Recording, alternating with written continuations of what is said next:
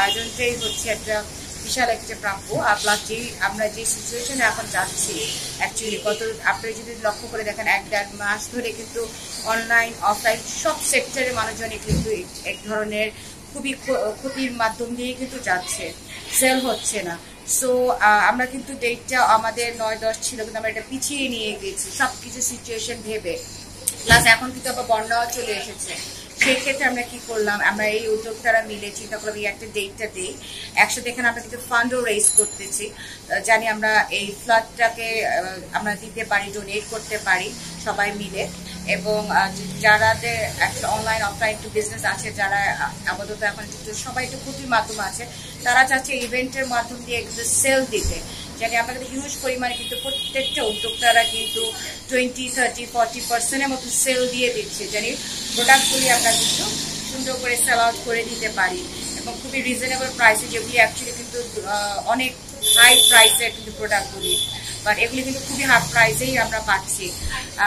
আর এই ধরনের ইভেন্টে যেটা হয় যে একটা ছাদের নিচে কিন্তু 22টা 23টা 50টা মতন স্টল থাকে, সবাই একত্রিত একটা কমিউনিটির মতন হয়, একটা বলে মিলন মেলার মতন কিন্তু হয়ে যায়। তো ভালোই লাগে। এবং আমার এটা হচ্ছে ইভেন্টের নাম হচ্ছে August summer fiesta, organise by posh event. এখানে কিন্তু সব ব্লগার্সরা ইনফ্লুয়েন্সাররা সবাই এসেছে এবং সব ওয়েল নোন সব পেজ ওনাররা এসেছে, আপনারা একটু পরেই তাদের দেখতে পারবেন।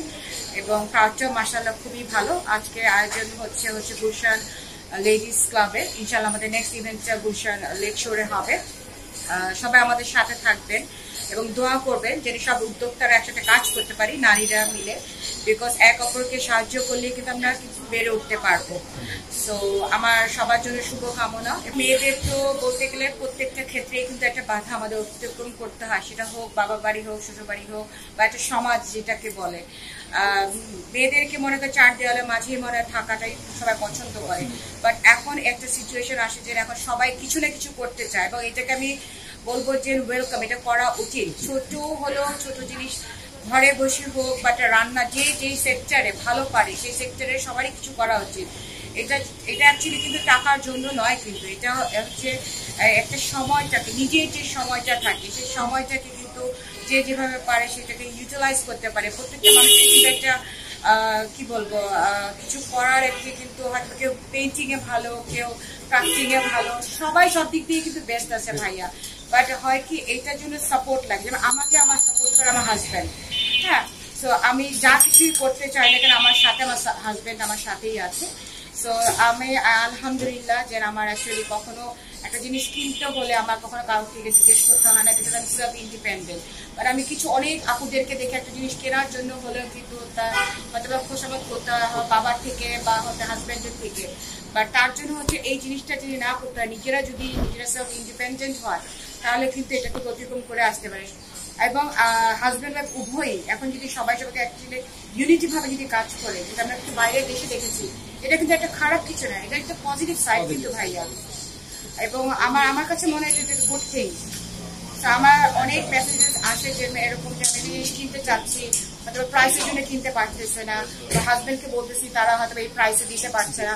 আমি চেষ্টা করি যে এরকম যদি কোনো ক্লায়েন্ট আসে আমি একদমই প্রাইস রিডিউস করে দিই। আমাদের পেজ যেটার নাম হচ্ছে তুবাস ক্লজেট, যেহেতু আমি ইভেন্টটা করতেছি আমি কিন্তু আমার পেজটাকে আগে নিই, বিকজ আমার কাছে মনে হয় যে যখন যে একজন ইভেন্ট করবে সে যদি তার নিজের স্টলই নিয়ে আসে, সেটা কিন্তু এথিক্সের বাইরে চলে যায়।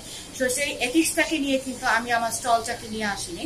এখানে কিন্তু যে কয়টি স্টল আছে সব অন্য নারীরা উদ্যোক্তারা আছে, আমি তাদের পাশে দাঁড়িয়ে আছি যেন আমি সেই সময়টা তাদেরকে দিতে পারি, ইউটিলাইজ করতে পারি এবং স্টল ঘুরে ঘুরে কার কি সমস্যা কথা বলতে পারি, বলতে পারি।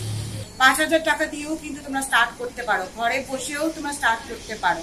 সেটা কিন্তু এখন আমরা অনেক কিছু অনলাইনেই দেখতে পাচ্ছি যে তোমরা হয়তো বা জুয়েলারি নিয়ে কেউ কাজ করতে চাচ্ছ, সেটা কিন্তু একটা পেজও আছে, যেমন ধরো চায়নার থেকে প্রোডাক্টগুলি নিয়ে আসতেছে, তো তোমাদের চায়নাতে যেতে হচ্ছে না, ইন্ডিয়ান প্রোডাক্ট হোক বা দেশীয় তোমরা নিজেরা ডিজাইন করে কিন্তু তোমরা সেইগুলি নিয়ে কাজ করতে পারো যে যেভাবে চাও।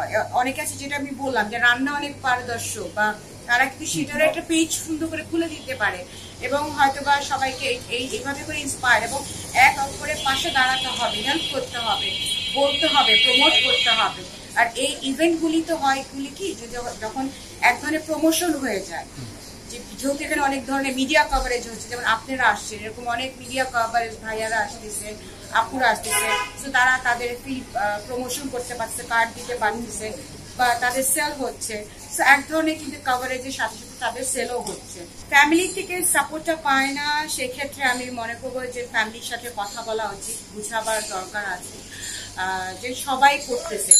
এই উদ্যোক্তা হওয়াটা কিন্তু একটা খারাপ কিছু না।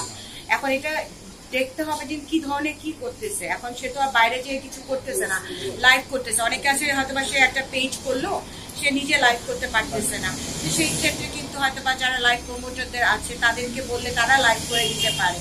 বা অনেক সময় আছে নিজেদের হয়তো বা সেই অ্যামাউন্ট স্পেন্ড করতে পারছে না একটা প্রমোটারদেরকে নিয়ে, সেক্ষেত্রে ক্যামেরাটা যদি ডাউন করে নেয়, প্রোডাক্টগুলি দিয়ে শোকেস করে কথা বলে, সেক্ষেত্রে কিন্তু এক ধরনের ওই যে বাইন্ডিংসটা থাকে যে আমার চেহারা হয়তো বা ক্যামেরার সামনে ফেস করতে চাচ্ছি না, তো ওভাবেও কিন্তু করা যায়। সো কে কিভাবে করবে এটাও কিন্তু একটা ভালো একটা আইডিয়া যে ইউ গাইস ক্যান এভাবেও ডু ইট এক ধরনের।